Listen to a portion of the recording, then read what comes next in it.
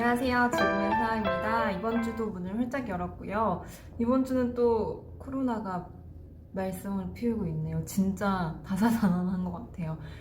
여러분들 꼭 손 잘 씻으시고요. 지금 세상도 열심히 소독 젤과 소독 알코올 스프레이로 깨끗하게 매일매일 닦으면서 준비를 하고 있습니다.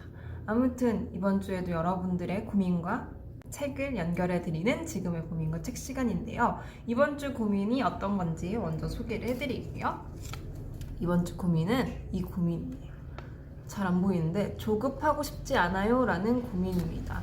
이 고민, 조급함, 안 그래도 이 책을 이 고민을 선택하기 전에 이제 몇몇 분들과 친한 분들과 조급함에 대해서 이야기를 좀 나누고 왔어요. 근데 그래서 그런지 유독 눈에 띄고 조급함이 이 감정을 불러일으키기 때문에 이 감정으로 인해서 또 우리가 무언가를 충동적으로 소비하지 않나라는 생각으로 이어져서 이 고민에 어울릴 만한 책을 가지고 와봤는데요. 먼저 이 고민에 대해서 조금 이야기해볼까요? 조급함. 사실은 제가 서점 이제 한 3월 되면은 저희가 딱 2년이 되거든요.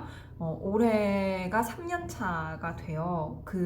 알죠, 여러분? 직장인들도 3년 차의 고비가 처음으로 오잖아요. 사실은 이게 장사잖아요. 장사를 하다 보면 조급함이라는 감정이 안 생길 수가 없더라고요. 왜냐하면 저 또한 회사를 다니면서 월급을 받아본 사람으로서 이렇게 매달 정확하게 떨어지지 않는 금액이나 월세를 내야 되는 현실들이나 기타 등등에 들어갈 돈들이 막 많아지고 과연 이걸 내가 장기적으로 멀리 오래오래 할 수 있을까라는 생각들이 막 닥쳐오면 정말 굉장히 불안해요. 근데 그 불안함이 어디서 나오냐면 조급함에서 나온다고 생각을 하거든요.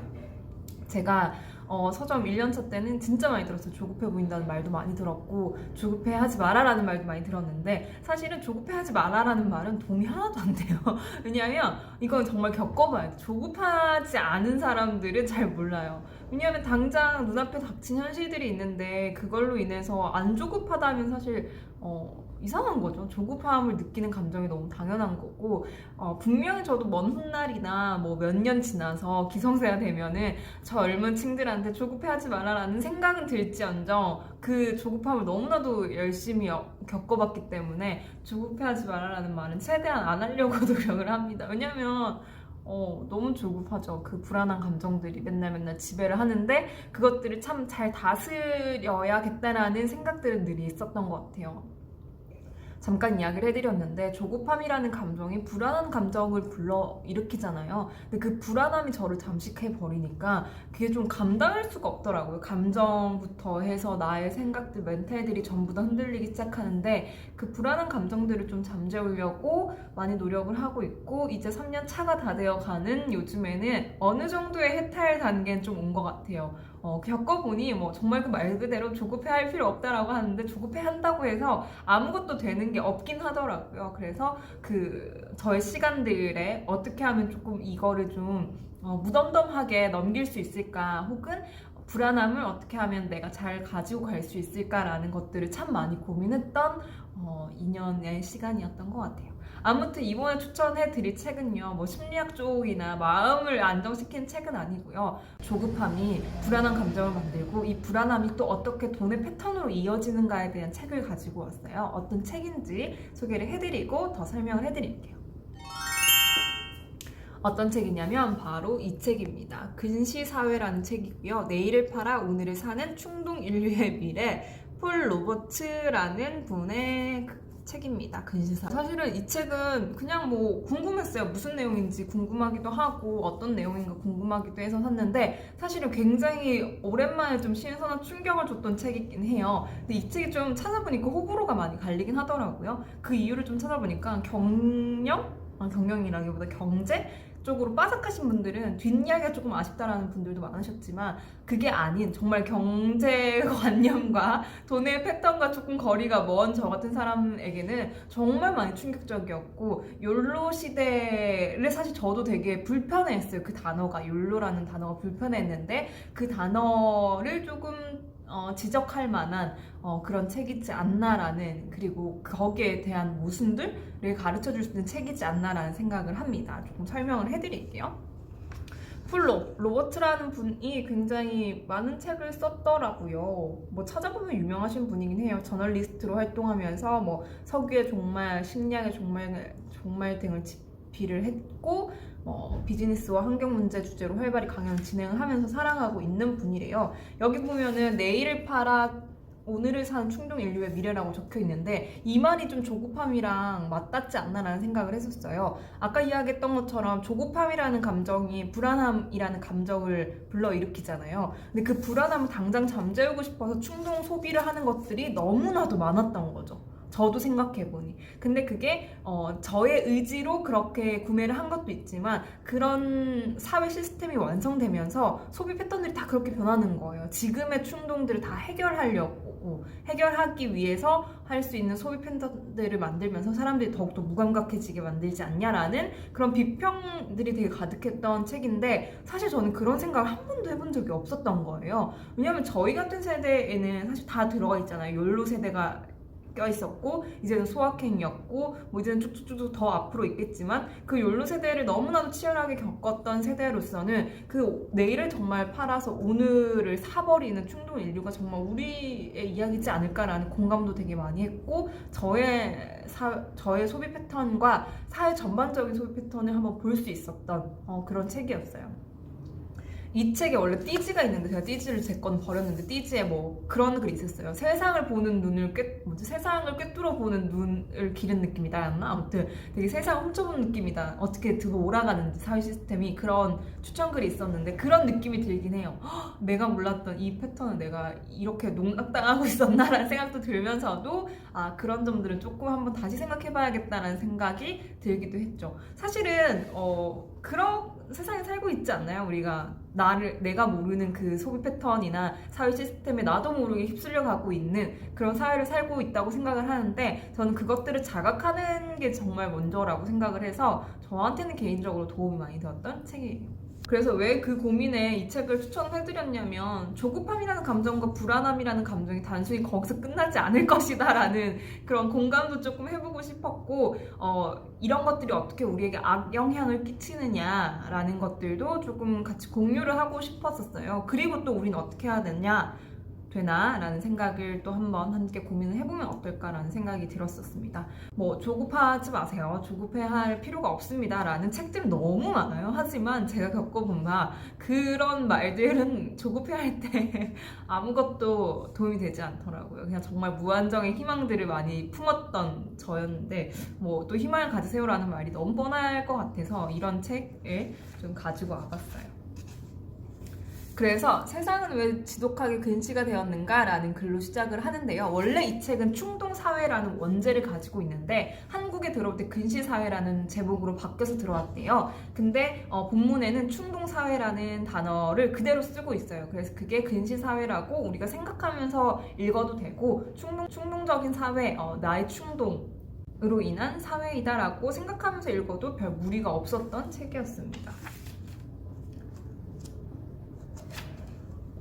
먼저 목차를 통해서 조금 설명을 드리고 싶은데요. 나 중심의 사회라고 해서 조금 더 빨리 조금 더 많이라는 사회가 되었고 자아 실현을 향한 불안한 열망으로 인해서 우리가 충동 소비를 하게 되었고 자아를 충족시켜야 된다는 압박감에 빠진 거죠. 그러니까 자기계발 시대에 대한 이야기도 나오거든요. 그러니까 그 자기계발 시대에는 너가 좋아하는 거 해야 돼, 너가 뭐 해보고 싶은 거 다 해야 돼 라는 그런 충동을 자꾸 주는 거예요. 그런 것들이 자아 충족감을 해결할 수 있는 것들로 부추기게 되고 그것이 소비 패턴으로 이어지는데 그것이 어떻게 우리를 무너뜨리는지에 대한 이야기가 나오고 그걸로 인해서 무너진 우리가 쉽게 돈을 버는 세상 혹은 돈뿐만 아니라 여러 가지 것들을 쉽게 버는 세상이 되었다라는 것들을 지적을 하면서 여기 보면 깨진 거울이라고 나와 있거든요. 그래서 나홀로 지배 그러한 소비 패턴들이 어떻게 공동체를 무너뜨리느냐라는 이야기가 나오고 노동자를 위한 나라는 없다라고 해서 노동에 대해서 한번 다시 이야기를 해줍니다. 왜냐하면 노동도 공동체 사회의 일환으로서 어떻게 변하는지, 그런 충동사회가 어떻게 노동사회를 변화시키는지에 대한 이야기가 나오고요. 그런 것들이 결국에는 정치적으로 해결이 돼야 된다라는 이야기가 나오고요. 3부에는 더 나은 세상을 향하여 라고 해서 공동체를 위한 공간을 만들기 라고 나와 있는데, 이 책이 약간 호불호가 좀 갈린다고 했잖아요. 그런 분들은 이 3부의 대안들이 너무 약하다라는 이야기가 있긴 하더라고요. 그런데 저한테는 아까 이야기한 것처럼 아무것도 모르는 저한테 되게 신선한 충격을 주기도 했습니다. 사실은 쉽게 읽히는 책이라기보다는 경제 쪽에 이야기가 많이 나와서 조금은 어려울 수도 있는데 제가 조금 읽은 것들이나 느낌들을 설명을 해드릴게요. 프롤로그에 이런 이야기가 나와요. 간단히 말해 시장과 자아, 경제와 우리의 심리 상태가 전혀 다른 방식으로 통합되고 있는 것이다. 만약 우리가 소비자 경제가 득세하기 전인 한 세기 전으로 돌아갈 수 있다면 기술 발전과 물질적 풍요의 부재뿐 아니라 우리 자신과 경제 사이의 거리감 때문에, 즉 경제적 삶과 정서적 삶의 괴리 때문에 깜짝 놀랄 것이다. 그렇죠. 사실 거리감을 아직까지 느끼고 있지 않나요? 경제랑 내 자신. 이는 당시 사람들이 경제활동에 지금만큼 몰두하지 않아서가 아니다. 그보다는 심리적으로 볼 때 상당수의 경제활동이 지금과는 다른 공간에서 이루어졌기 때문이다. 한 세기 전에는 대다수의 경제활동이 우리 외부의 삶에서, 즉 물리적인 생산의 세계에서 일어났다. 우리는 물건을 만들었다. 그러니까 우리의 경제활동이 다 외부적인 물건들을 생산하면서 소비를 하는 걸로 우리의 경제적인 삶이 연결이 되어 있다라는 이야기인 거죠. 즉 농사를 짓고 손수 만들고 수선하고 못질하고 굽고 염장하고 양조를 했다. 우리는 시장뿐 아니라 외부의 물리적 삶에 측정 가능한 요구와 필요에 따라 어느 정도 객관적 수량화가 가능한 유형의 재화와 서비스를 만들었다. 오늘날은 이와 거의 정반대다. 우리의 경제 규모는 엄청나게 커졌지만 대다수 경제활동은 소비 영역에 집중되어 있다. 그러니까 생산에 집중되어 있던 옛날에 비해서 지금은 소비에만 집중이 되어 있다는 거죠. 그러한 소비활동은 상당 부분 자의적이어서 필요가 아닌 우리 내부 세계의 무형의 기준에 따라 이루어진다. 즉 우리의 열망과 바람, 정체성과 은밀한 갈망, 불안과 지루함이 소비를 끌어낸다. 그러니까 그런 소비가 뭔가 필요한 것, 물질적인 게 필요한 것이 아니라 우리의 그런 감정들에 의해서 소비가 되어 가고 있다는 거죠. 그리고 이러한 내면 세계가 경제에서 더 큰 역할을 하게 되자, 특히 기업의 이윤이 우리의 덧없는 욕망에 좌우되자 전체 시장은 자아의 역학에 더욱 발맞추게 되었다. 그러니까 우리가 내면을 충족시키기 위해서 자꾸 소비를 하다 보니 시장의 그런 시스템이 더욱더 자아에 초점이 되어 있다는 거죠. 그래서 시장이 줄기차게 생산하지 않으면 우리의 내적 삶은 이 모든 환상적이고 끊임없이 변하며 즐거움을 안겨주는 자아 표출이라는 힘에 다가설 수 없기 때문이다. 그러니까 이게 문제라는 거죠. 시장이 이제 줄기차게 생산하지 않으면 우리의 욕망들을 채울 수가 없는 거예요. 그런 사회가 되어가고 있다는 이야기입니다. 우리는 이러한 통합이 궁극적으로 바람직한지 논의해볼 필요가 있다라고 시작을 하는 책이에요. 그래서 과연 그것이 바람직한가에 대한 이 작가의 생각들이 쭉 나와 있는데, 분명히 읽다가 나는 여기에 공감을 하지 않는데, 이건 난 잘 모르겠는데, 동의하지 않는데 라는 부분들이 있을 거예요. 그런 것들도 답이 아니다라고 할 수는 없죠. 그런 것들도 모두 한번 생각해보면서 이 책을 읽어보면 어떨까라는 생각을 합니다. 좀 이해가 더 쉬울 앞에 예시들이 좀 많이 나와요. 이게 무슨 이야기를 하려냐면 이런 이야기가 나오는데 하나 읽어드릴게요. 즉 책을 읽고 여행하고 예술작품을 감상하며 심야 강좌를 들었으며 일반적으로 전보다 풍족한 삶 그리고 높은 자아 만족감을 위한 시간적 여유를 얻게 된 것이다. 지금은 더 그렇죠. 미국 정신의학회의 여가연구위원회 의장인 정신과 전문의 폴 호는 1964년에 잡지 라이프에서 이렇게 말한다. 이제 우리는 모두 인류의 잠재력을 개발할 수 있는 기회를 얻었습니다. 어떤 형태의 잠재력이든 말이지요. 자연스럽게도 그 잠재력은 대개 소비를 통해 드러났다. 근데 이 말 우리도 진짜 많이 들었잖아요. 우리가 막 잠재력을 펼쳐야 된다, 너 자신을 깨워야 한다라는 거. 근데 이게 소비를 통해서 이제 드러난 거죠. 갈수록 소비 행위는 정서적 성장이나 자아 발견과 불가분의 관계로 보였다. 즉 해마다 계절마다 잇따라 나와 제품 생애 주기를 거치는 모델들을 소비하는 행위는 자신의 참된 가치를 발견하는 과정과 떨어질 수 없었다. 그렇죠, 사실. 내가 더 성장하고 싶고 참된 가치를 자아를 발견하고 싶어서 우리가 소비를 하잖아요. 그런 소비를 더 가치 있어 하고. 사실 알게 모르게 각자의 이상적 자아가 모든 것의 동기가 됩니다. 자신이 되고 싶은 일종의 이상적 인물이 동기로 작용하는 것입니다. 이상적 인물이 우리의 소비의 동기가 되는 거예요. 이렇게 자아 표출을 열망하는 우리는 자신의 존재 혹은 자신이 되고 싶은 존재와 양립 가능한 제품이나 브랜드, 제도에 손을 뻗습니다. 그래서 어떠한 브랜드가 나와 취향이 딱 맞다라고 하면 우리는 계속 사겠죠. 심지어 일과 육아, 결혼 같은 전통적인 사회적 역할에도 근대적인 자아 표출 분위기가 미묘하게 스며들었다라는 이야기가 있는데 이렇게 깨우치는 거예요. 깨우치라고 쓴 책인 것 같아요. 너희 그렇게 자아 충족감에 의해서 소비를 계속하고 있단다 얘들아 라는 식으로. 근데 여기 나와 있어요. 그게 나하고 무슨 상관이냐. 근데 뭐 난 자아를 충족하려고 하는데 그게 무슨 상관이야 라고 이야기를 하는데 한편 자아 충족 능력이 지나치게 커지면서 사람들은 온갖 종류의 부채를 쌓았대요. 이게 이제 문제라는 거죠. 금융 부채뿐 아니라 사회적, 심리적 부채를 쌓았고 심지어 신체적 부채까지 짊어졌다. 사람들은 몸매 관리에 집착하는데도 뚱뚱해졌다. 또 진정제와 항우울제를 지나치게 복용했다. 관심이 온통 자아 개발에 쏠리면서 상당수의 사람들이 자아와 관련 없는 일에는 시간이나 에너지, 관심을 쏟지 않았다. 많은 비평가들은 한때 자아 실현과 사회 참여, 민주적 성향으로 이끌었던 희망적 동력이 이제 또 다른 자기개발 브랜드가 되어 사회적 회피를 정당화한다고 지적했다. 저술가 피터 마리는 자기 개선이 도덕과 역사라는 세계로부터 도피하는 수단, 인간의 호혜성과 공동체 의식을 뻔뻔하게 부인하는 수단이 되었다고 불평했다. 도피는 점차 하나의 규범이 되었고 1950년대와 1960년대의 도시 탈출은 광범위한 사회적 이탈로 바뀌었다라고 이어가면서 그것이 개인주의를 불러일으키고 공동체를 와해시키는 것들이 어느 정도 영향을 끼쳤다라는 내용으로 계속해서 이어지는 것 같아요.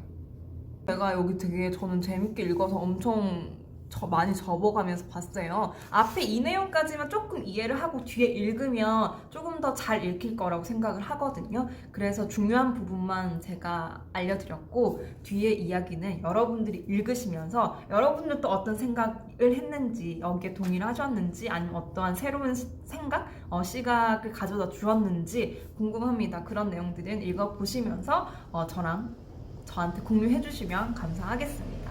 아무튼 여러분 오늘도 우리는 어떤 내일을 팔아서 어떤 오늘을 사고 있을지 한번 생각을 해보면서 하루를 잘 보내셨으면 좋겠습니다. 저도 한번 생각을 해볼게요. 오늘도 충동 소비를 하지 않았는지. 아무튼 여러분 지금의 세상 깨끗하게 해놓고 여러분들을 기다리고 있겠습니다. 지금의 세상에서 뵐게요. 안녕.